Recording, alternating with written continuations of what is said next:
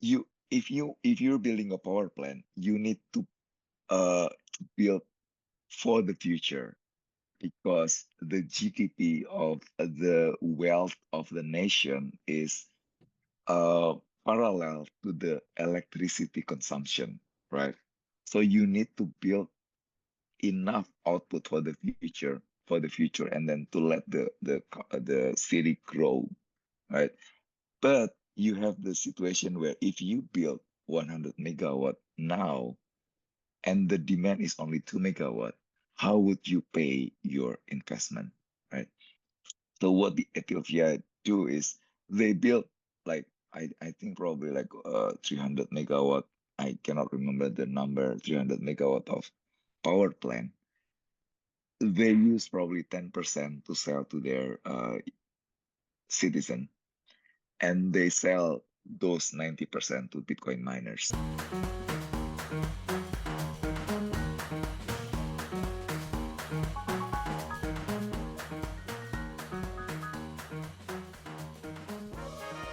Okay, so Andy, Loka mining.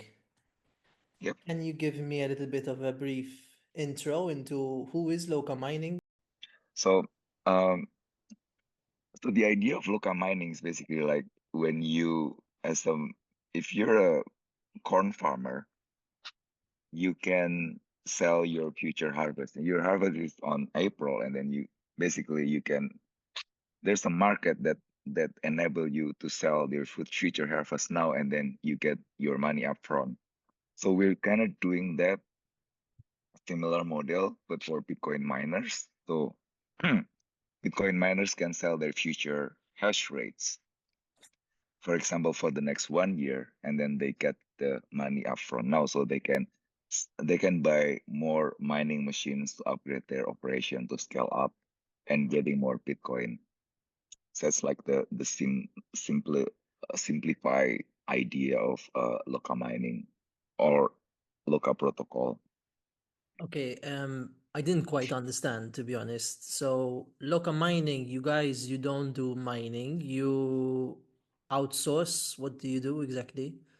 We we we are the mining pool and the protocol that miners basically connects to us as the mining pool. They're sending their hash rate to us, and then we pull that, and then we send the hash rate to the network, and then the network paid us in Bitcoin, and then we distribute to the miner. So I think in a way, Bitcoin mining itself, I'm quite sure you're familiar with it, that mining itself is actually a lottery mechanism. So you're running your machine.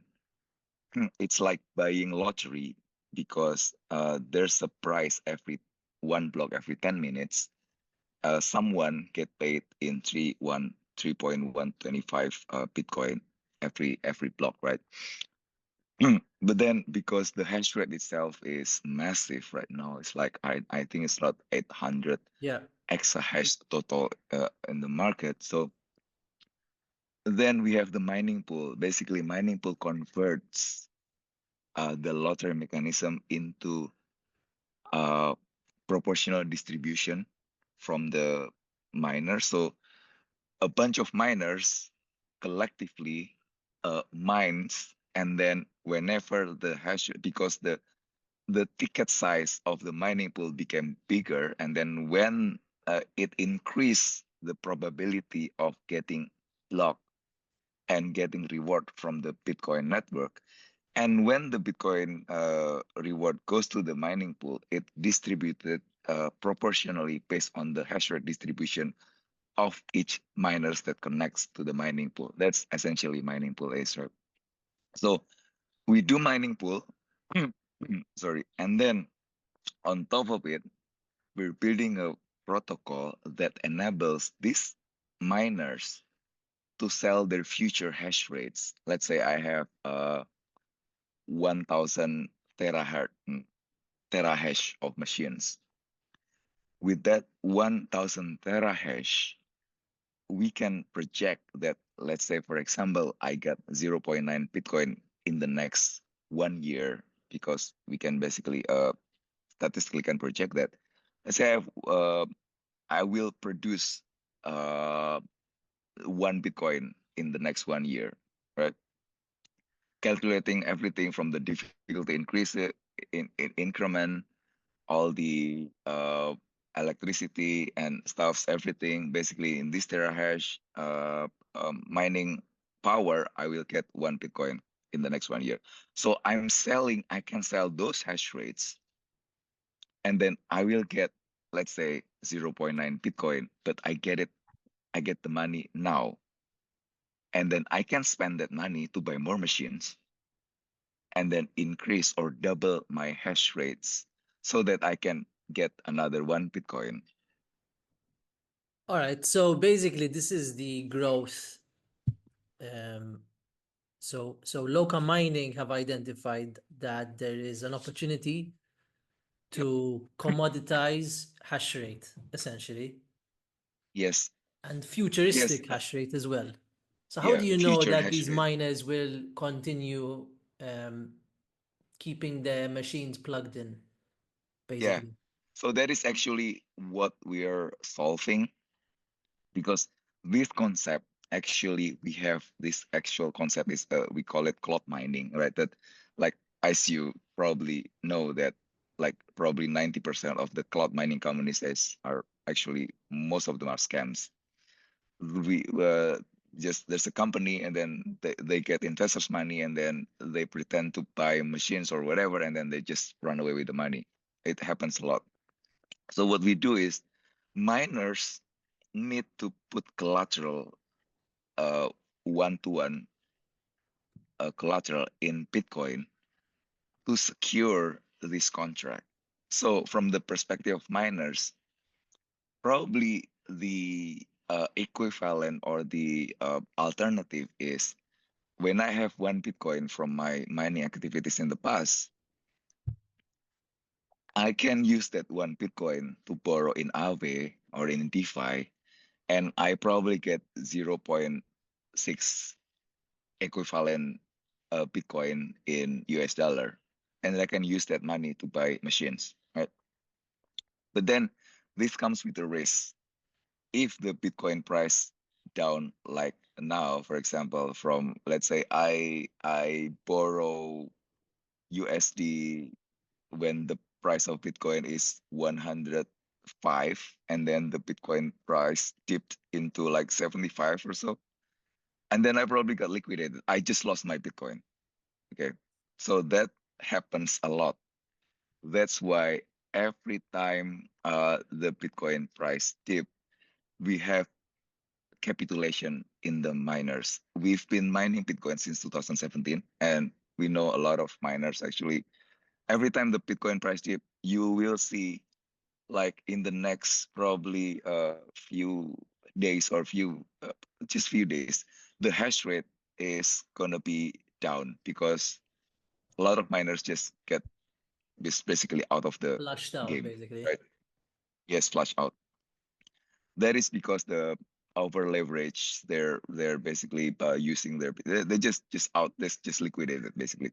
So back to the protocol itself. So as a miners, I need to put, let's say I want to sell one one equivalent 1 Bitcoin equivalent of contract, then I need to put my 1 Bitcoin on the contract itself. I will get also uh around 0.9 Bitcoin in stable.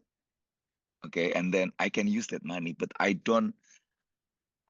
have no risk in losing my Bitcoin, even if the price going down to, like, from 100K to 50K.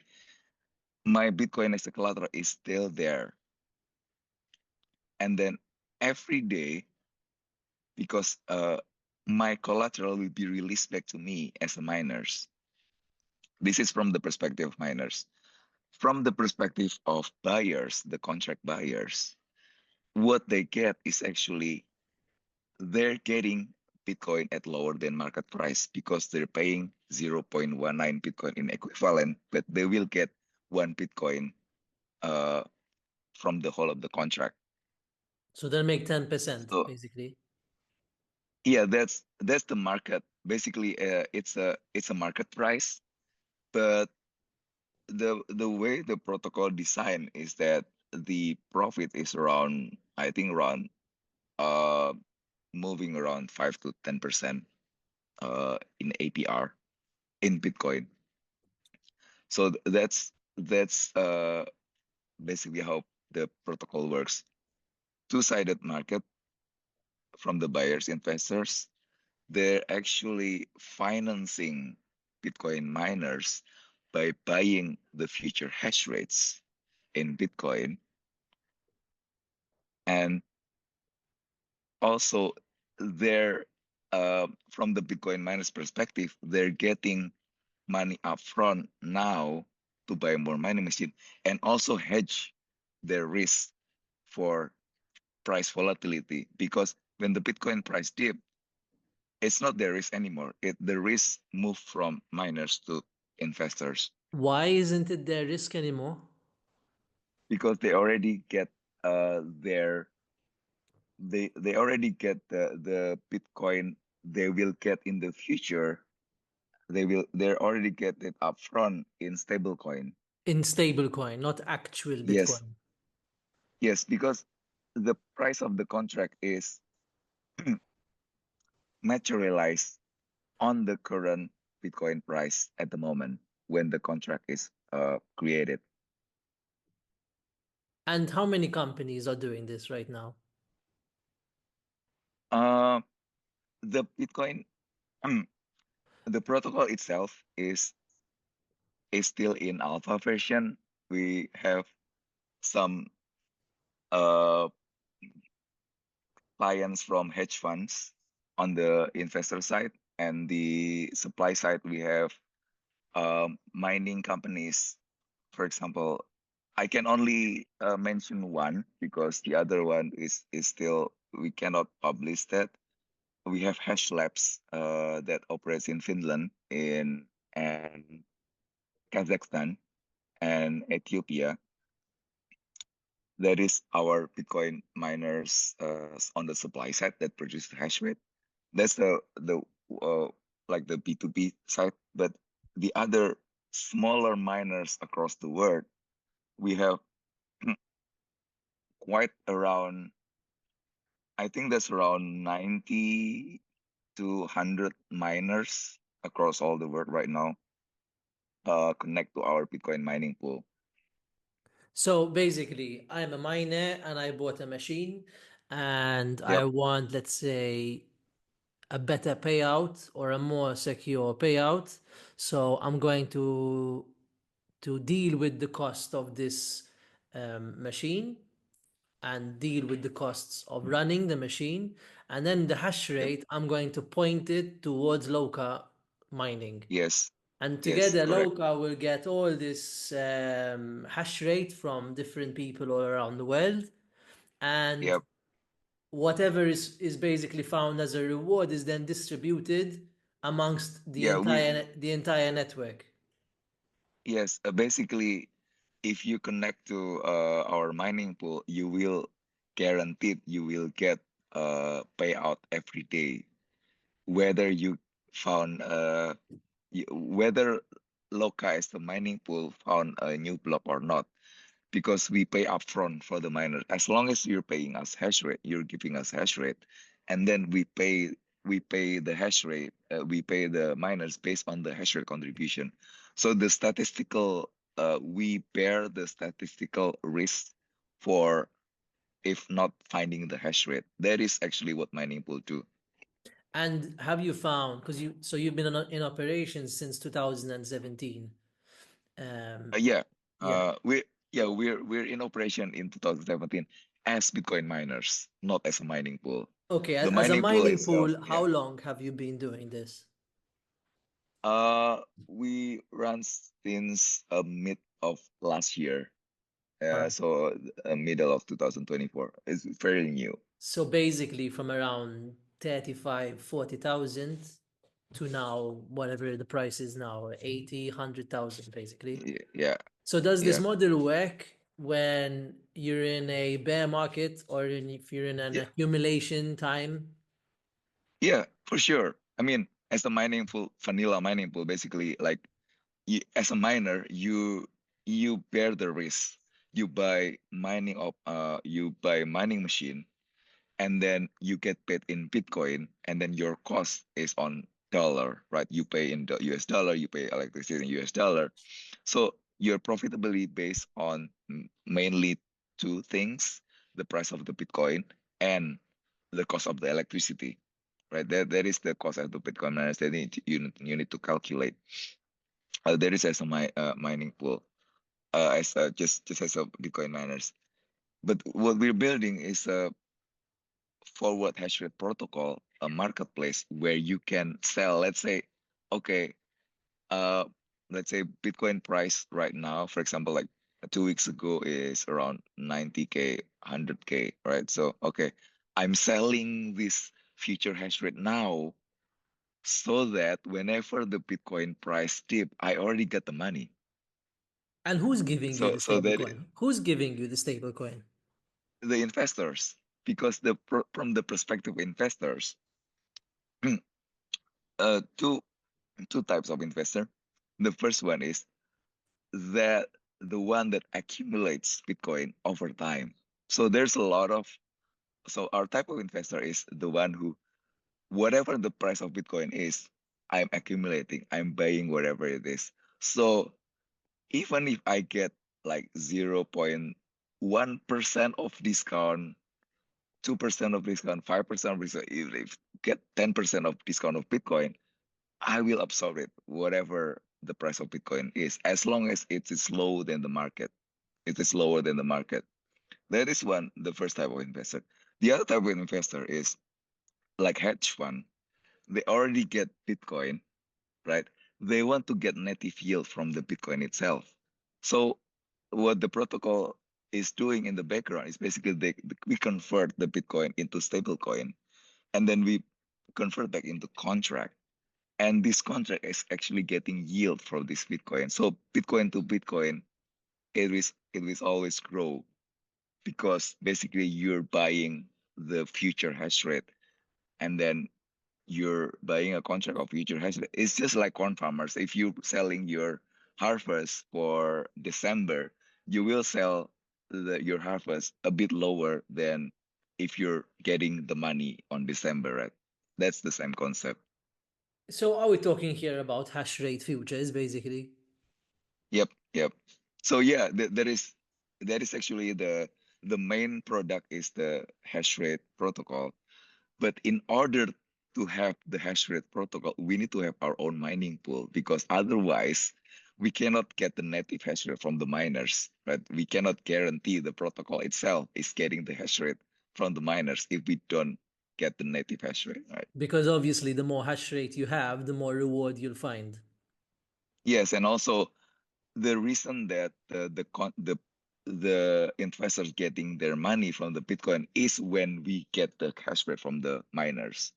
So we need to have the mining pool, and then we need to guarantee that this hash rate contract is collateralized, that miners won't just shut down their mining machine because when they shut down their mining machine or their hash rate is not according to the contract they agree, then their collateral will be slashed and given to the investors. So there's the risk for that. Okay, so help me understand this. Because it's quite a complicated business model. Yeah, So, yes. so it's 3 weeks ago, okay, and I just started mining, and I'm Yep. gonna point my hash rate to Loka mining. Okay, yeah. Now, it's equivalent to one BTC. So my hash rate is Yeah, equivalent to one BTC somehow. in 1 year, for Exactly. Okay. example. So my reward that I'm Yes. foreseeing with the equipment that I bought Yes. is one Bitcoin in a year. Yes. So what am I Yes. doing 2 weeks ago to secure Oh, that you one can, Bitcoin? yeah, you will always, yeah, as long as you're, let's say, let's put aside the forward coach protocol, right? As long as you run your machine and then you have enough hash rate, then you will be guaranteed to get one Bitcoin in the Buy span of Loka 1 year. mining. Buy Loka mining. by the network through local mining, as long as you're yes, by local mining, by the mining pool itself, you will get reward of Bitcoin, probably 0.0 something Bitcoin every day will be paid to you every day to your wallet, and then you can cash it out. You can do whatever you want with that money, with that Bitcoin, right? So That basically, is how mining pool works. so the Yes, opportunity basically cost here is the reward of 3 Bitcoin at the moment versus 1 Bitcoin in a year, guaranteed, essentially. um no, sorry, probably I put it in a so let's say your hash rate is equivalent to 1 Bitcoin in a year, right? And this is You all can get that. calculatable. You can Yes, calculate this through the yes, calculator. yes. You can. So let's say, so what you get is 1 Bitcoin divided in 365 days every day, right? Okay, that it. You can choose to wait every day. You get one per 365 A Bitcoin fraction. every day, a fraction. Or what you can do is, okay, I'm gonna put, I'm gonna get my Bitcoin upfront. I gonna get my reward upfront. You're selling your future hash rate for zero point 0.9 Bitcoin. You get the money now in stablecoin, right? Let's say the you will get 90K, $90,000. You can spend wherever you want. You can buy more machines so that you will get 90,000 for working capital, buy more machines, and then you will get another Bitcoin using that 90K. Okay, so And then some more. Yes. let's say now, I think I'm understanding.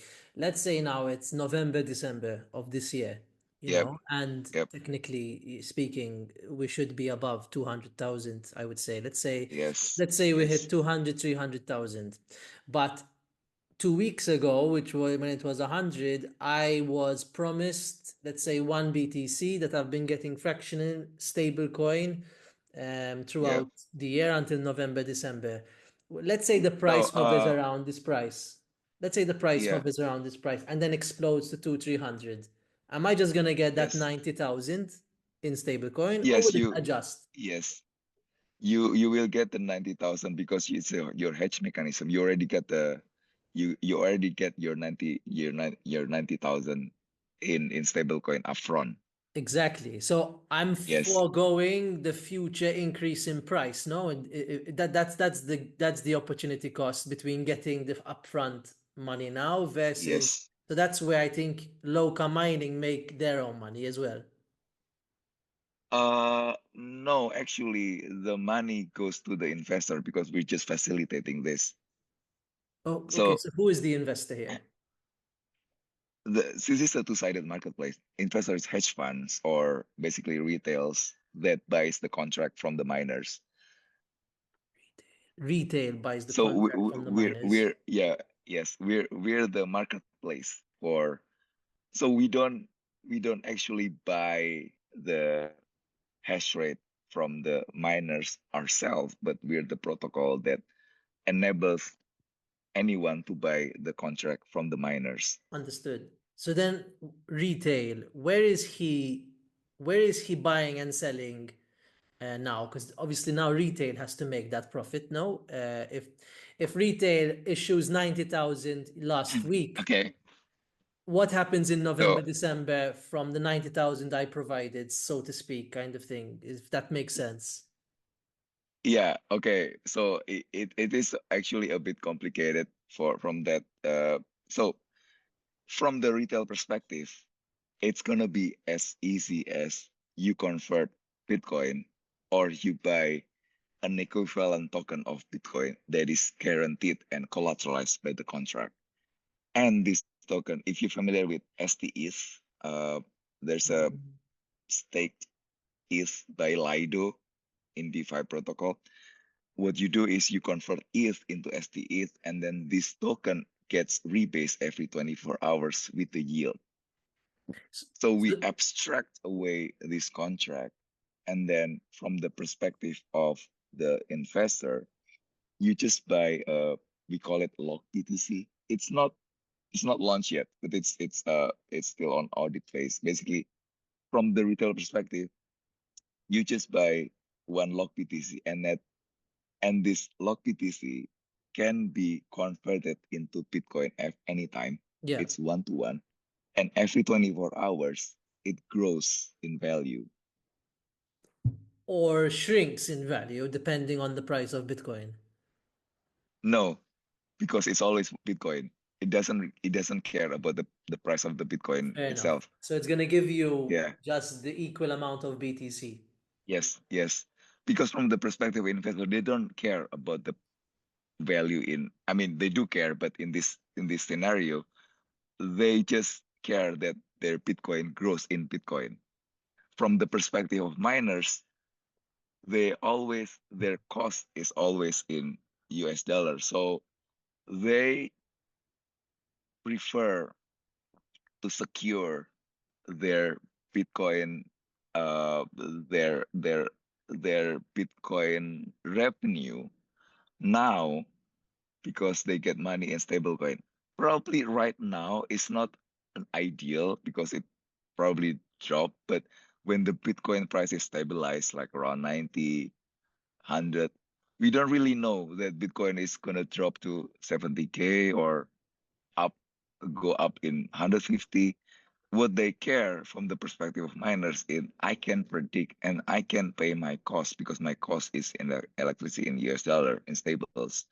My machine is always stable. I'm paying my employee in stable coin in US dollar, right? So it is very important for them to hedge their revenue to get like a consistent amount of money they get to secure right now.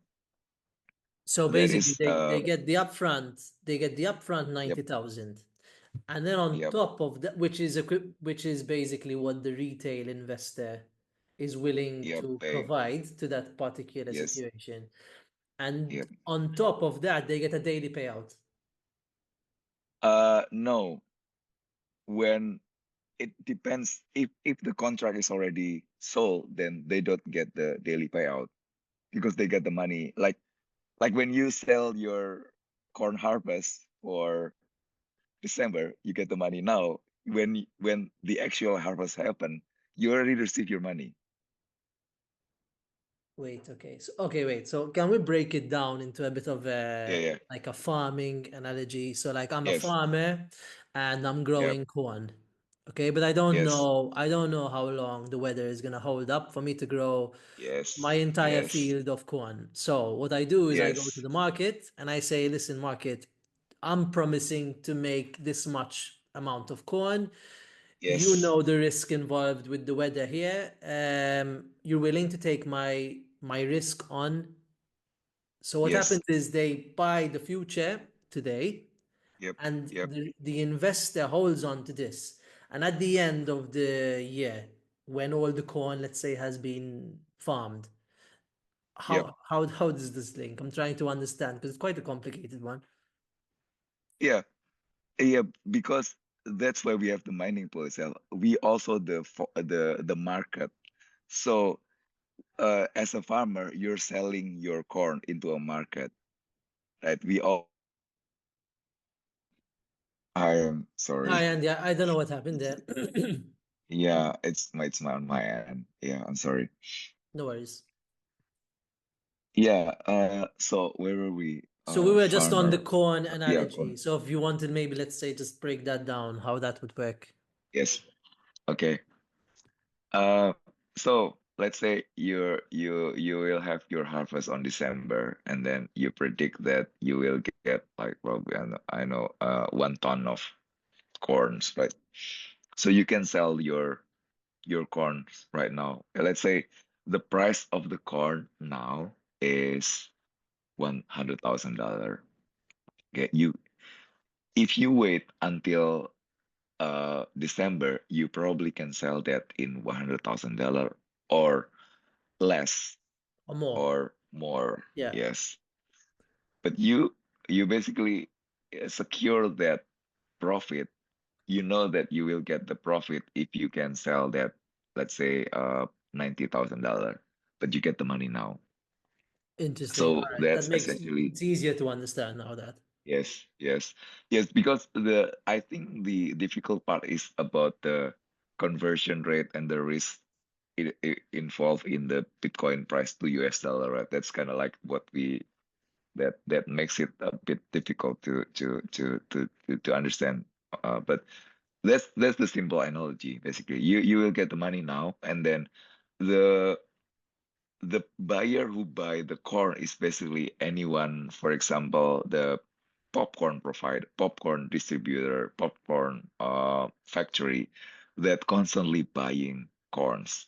Whatever the market condition they're getting, they always want to buy corn. And then they know if the price of the corn right now is $100,000 and they get the corn in $90,000, they will buy that for sure.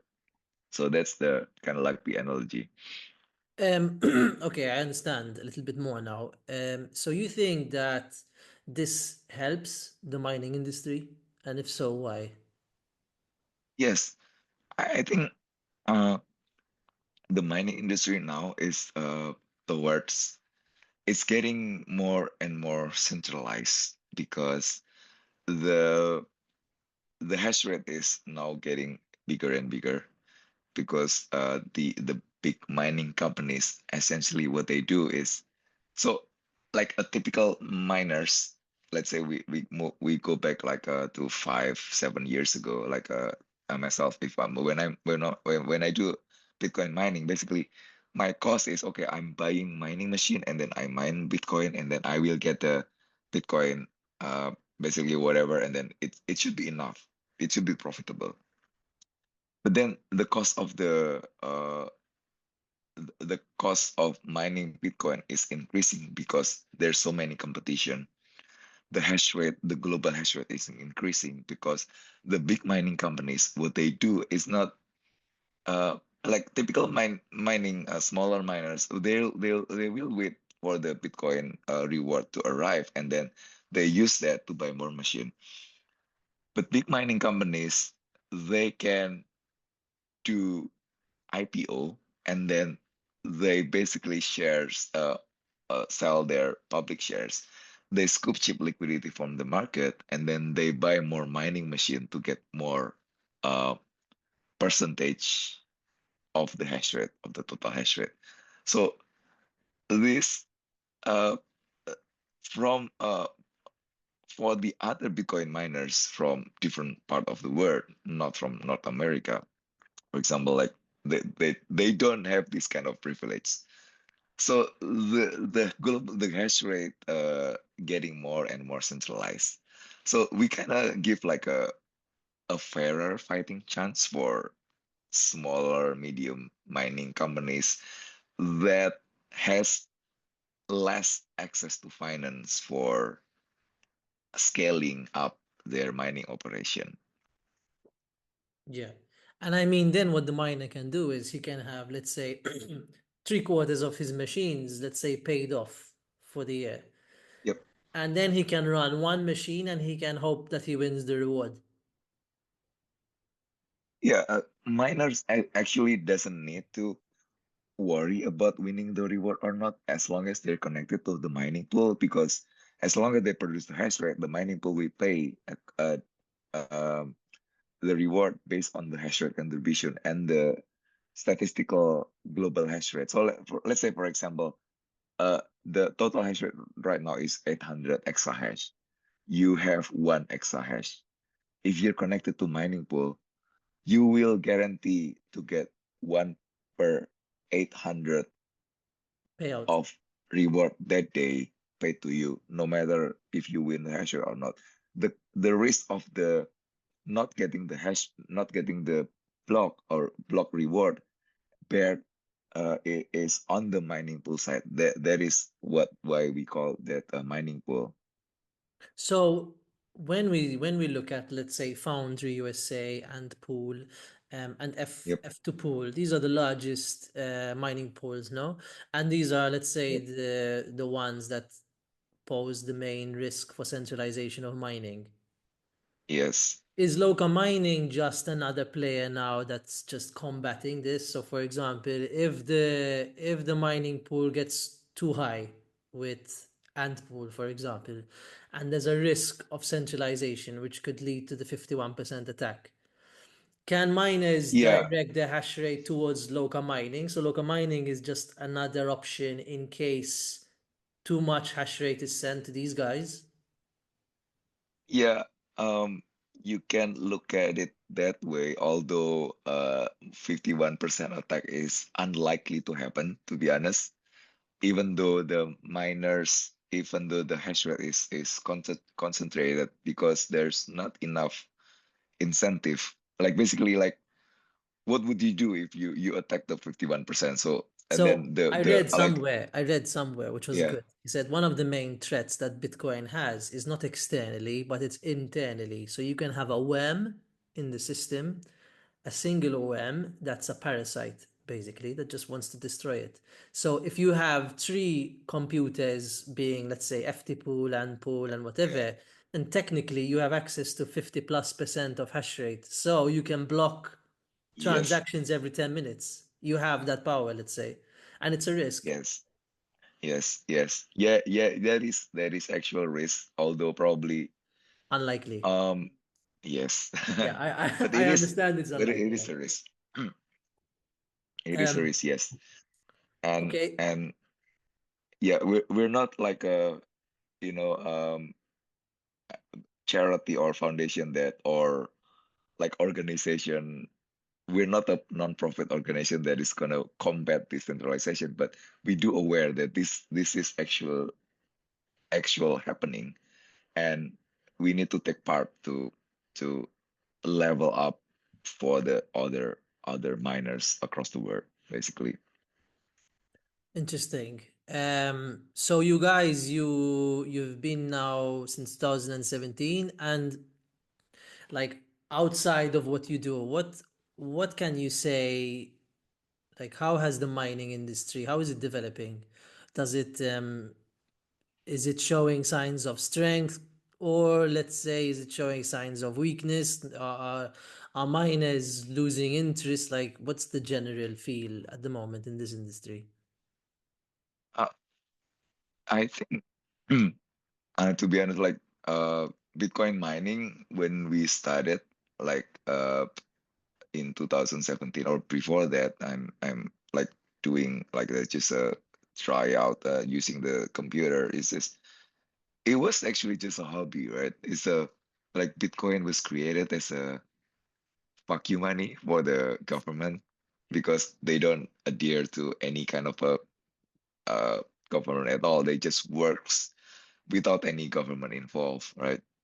It is like, and then uh, there was no concept of store of value back then.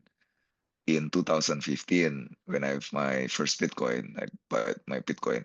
What I do to my Bitcoin is using the Bitcoin to pay my VPN Mm. and to pay everything digital, like basically. And I mean, if I look back in the receipt right now, is I'm kind of like very sad because it's just like $5, but in It's it was fifty like in dollars in the today. price right now it's like yeah no it's like $800 like I'm paying my Jeez. VPN. It was like the Bitcoin price was like around 500 five hundred Yeah, dollar back then. 2015 it went from, so end of 14 it was 250, and then it went up to Yeah, 500. Yeah. yes that long 2014 2015. So I mean it become a industry. It becomes an like serious industry when the ASIC machine introduced, right? So because people then found the value in Bitcoin mining itself. And this is interesting because in what we see in the Bitcoin mining industry, it Bitcoin works as just like a battery. Sorry. For example, we have miners across Indonesia that is that those are using hydropower, abandoned power plant that has excess energy. And this power plant is like basically there's no use. Like there's a excess of energy, a lot of excess energy. Like they built a power plant, but the energy is everywhere. Like there's a lot of rivers, and then they just put Bitcoin miners, and then it actually helps the economy from the You people think surrounding. people or governments are starting to understand this? I think actually more people actually doing this under the radar. For example, we just revealed Bhutan is actually doing that. They've been doing that since several years ago, and we just know like it just revealed like probably next last year, right? They've been doing that for like almost more than a few years. Bhutan. What they do is, yeah, Bhutan. I mean, Bhutan is very interesting case because they are very secluded, and they're like, for example, if I want to go to Bhutan, I need to pay like probably like 300 or $3,000 for just as a tourist. It's very expensive because they don't want to be a tourist destination, mass tourist destination, and they're not uh, dependent to dollar or other currency. And what they do is they're mining Bitcoin. They're building their Bitcoin reserve, their national reserve in Bitcoin, because they have so many rivers, they have natural energy, and then they're building their store of value, converting this energy into Bitcoin. It's That funny. is very I've heard interesting about case. this of Yes. Bhutan, but I never actually researched it properly. So Yeah. Bhutan are really a good case study here. Yes. Yes. It's So a really good case they've study. mined all their Bitcoin, is what you're saying. Yeah, they've been mining Bitcoin since a few years ago, and then just refill, I think last year. And another interesting case is Ethiopia. Ethiopia is has built one of the our hash rates that connects to our mining pool is a company that mines Bitcoin in Ethiopia. So Ethiopia is a very interesting case because this if you're looking from the perspective of energy, uh, if you want to build a power plant, it's a chicken and egg situation. Let's say you want to build a power plant with 100 megawatt output. There's like we probably need like several $1 million to build that power plant. You need to have that power plant immediately absorbed the output by the customers from this power plant. If you're a country like Ethiopia, probably their energy demand is just, I don't know, like probably 1 per 100, maybe just 2 megawatt, for example, for the whole country. I don't know. It's just a number that I created. So let's say just 2 megawatt. And then but To just humanize if you're that, 2 looking, megawatt powers what basically in the household? Your television, your kettles, and stuff like no, this. no, 2 megawatt is powering like a medium city, like Agreed, small but city. this Yeah. city gets all that powered essentially. Yes. Yes. But let's say if you're building a power plant, you need to build for the future because the GDP of the wealth of the nation is uh parallel to the electricity consumption, right? So you need to build enough output for the future, and then to let the city grow, right? But you have the situation where if you build 100 megawatt now and the demand is only 2 megawatt, how would you pay your investment, right? So what the Ethiopia do is they build like I think probably like 300 megawatt. I cannot remember the number. 300 megawatt of power plant. They use probably 10% to sell to their citizen, and they sell those 90% to Bitcoin miners. Amazing. So that's basically they're using the excess power. Yes. So what you're saying is you build a power plant, with Yeah. the business strategy that A, Ethiopia is going to benefit because now they have more energy to work with. But until you get there, you have excess Yes. of 90% that you're going to use to mine Yes. Bitcoin. And Yes. the Bitcoin you make You're over 10 selling. years, for example, then you have Yeah. that stacked essentially Yeah. for the That country. yeah. That is what El Salvador doing. But what for Ethiopia, they need to have like a stable income in dollar or in their To currency. So pay what the they do is cost. they just lease this power. They just sell the energy to Bitcoin miners. So they invite all the Bitcoin mining company to use their power to mine Bitcoin, and they're getting paid for the electricity. So this is happening at the moment. This is happening at the moment in Ethiopia. And is it a lot? Is it a lot of power that's going Y- into y- the Yes, yes, it's a lot.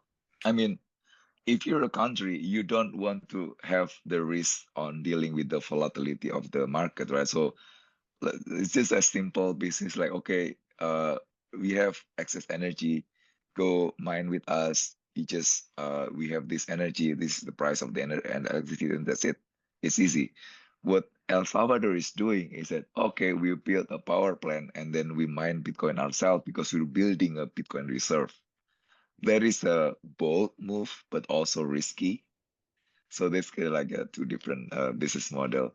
And what Bhutan is doing is that, okay, we don't want to dependent into other countries. We just build our mining. We have enough money, we have enough energy, and we're building our Bitcoin reserve behind under the hood, under the radar until like last year. Then it's like the news is blows up and okay, Bhutan is now what like more do you know? a, So what more is going on under the hood? Which other um countries are interested, let's say, that no one's talking about right now that you might have insight on?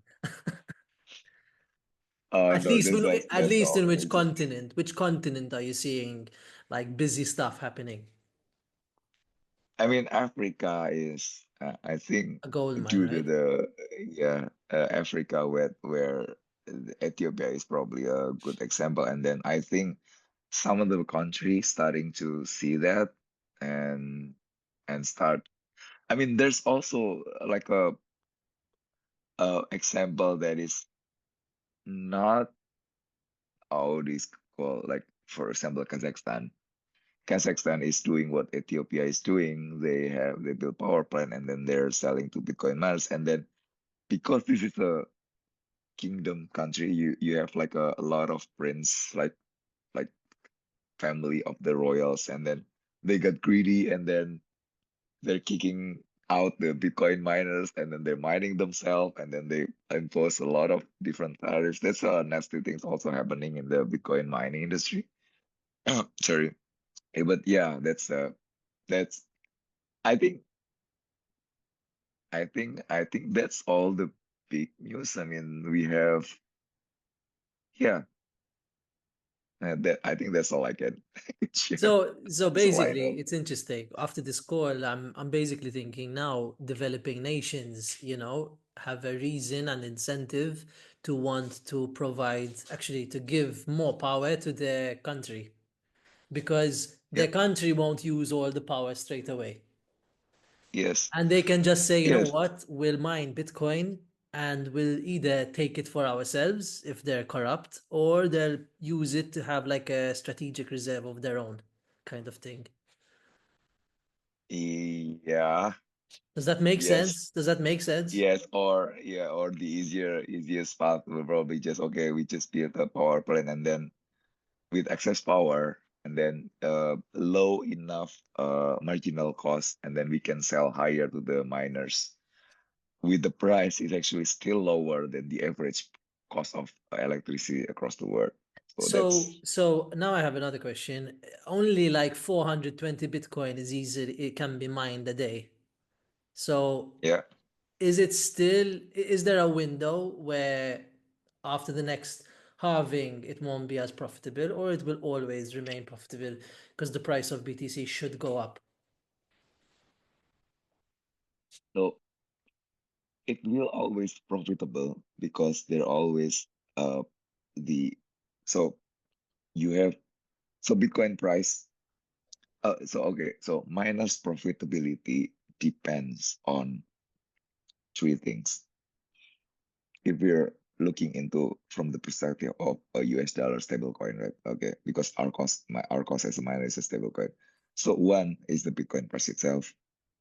Second is the electricity price, and the third one is how many total hash rate contributes in total. So Exactly.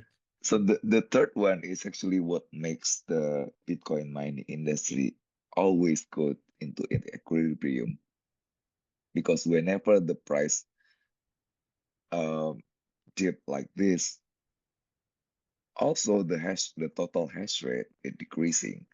The total hash rate decreasing means that the hash rate reward is getting higher per hash rate. So Exactly. the minus profitability Less also competition, going up. basically. Yes, less competition. And in that reflects almost instantly, right? So it's not like a farming industry that if you have I don't know, like a typhoon over there, and then the effect will be happen in the next probably 1 or 2 months because you have no crops. But in Bitcoin mining industry, it happens almost instantly because the mining difficulty is adjusted every Two two weeks. weeks. Yeah. Yes, So basically, when the price goes down, miners get flushed out, and the miners that remain actually find more more Bitcoin for profitable. themselves, essentially. Yep, yep, So the economics behind it is working. yes, Okay, so let's say to wrap this all up in where we are at the moment, kind of thing. So the price went up to 100, and Trump has just said that they will announce a Bitcoin strategic reserve. I mean, it's on the White House, official thing, yes, so it's there. And price has dipped 10%. Like, what's going on? Why? yes.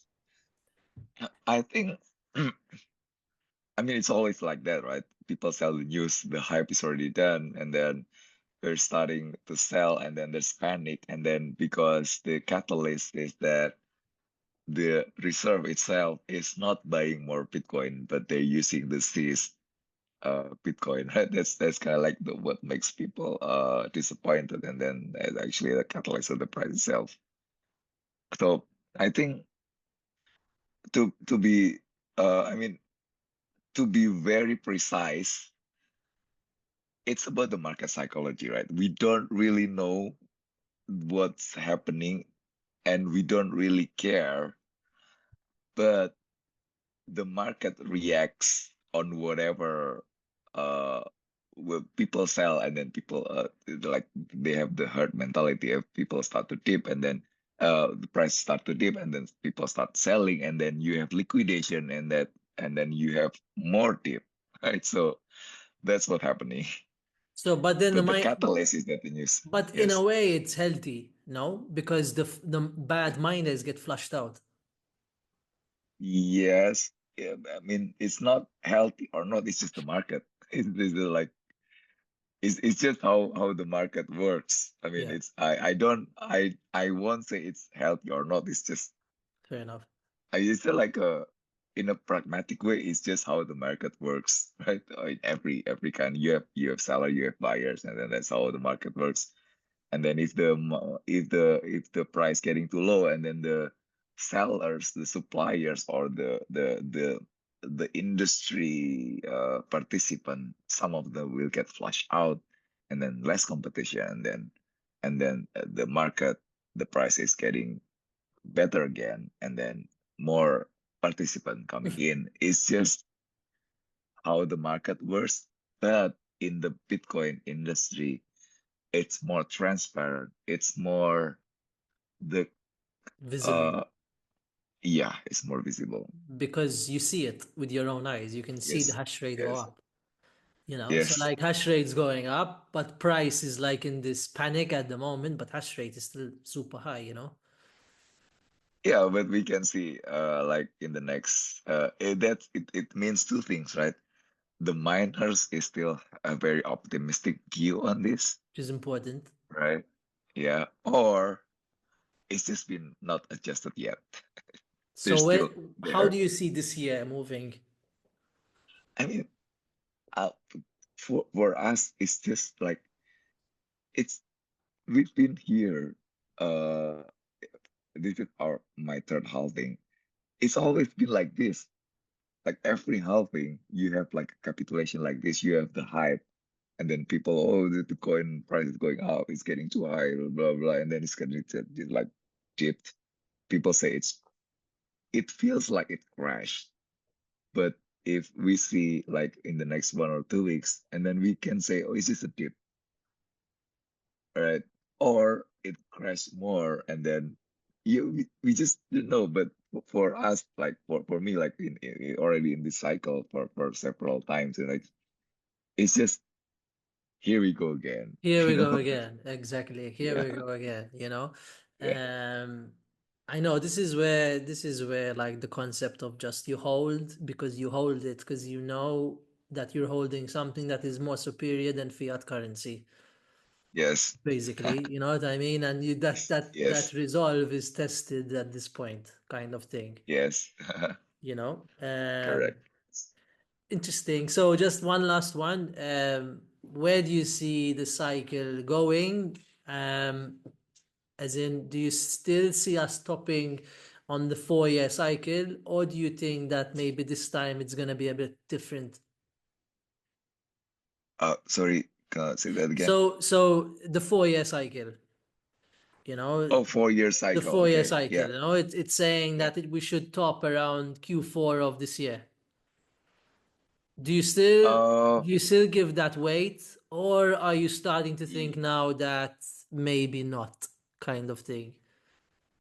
yeah, I feel optimistic on that. Probably not exactly the month or the Q, but we will go to that phase.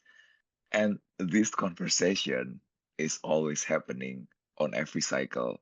Like, this is a bit different than the last cycle. You think that it's gonna be different or not?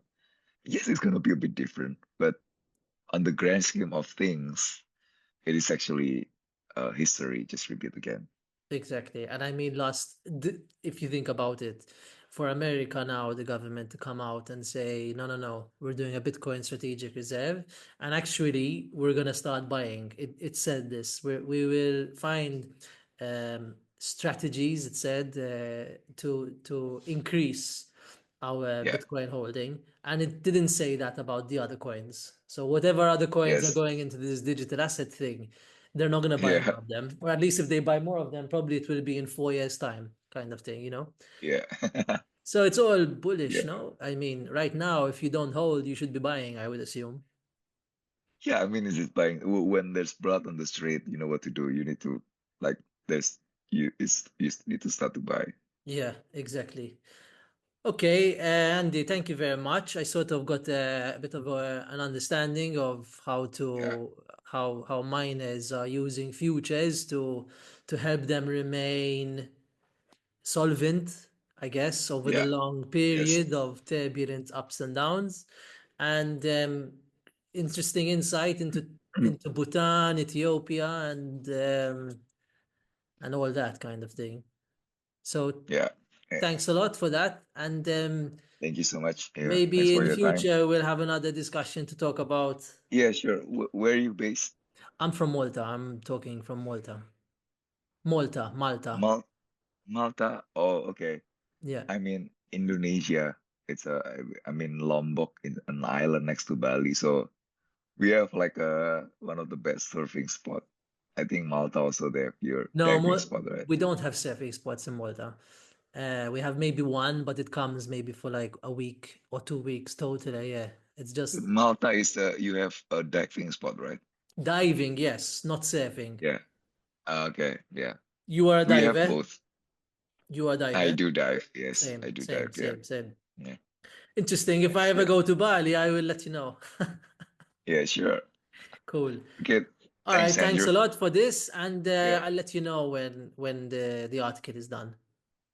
Thank you.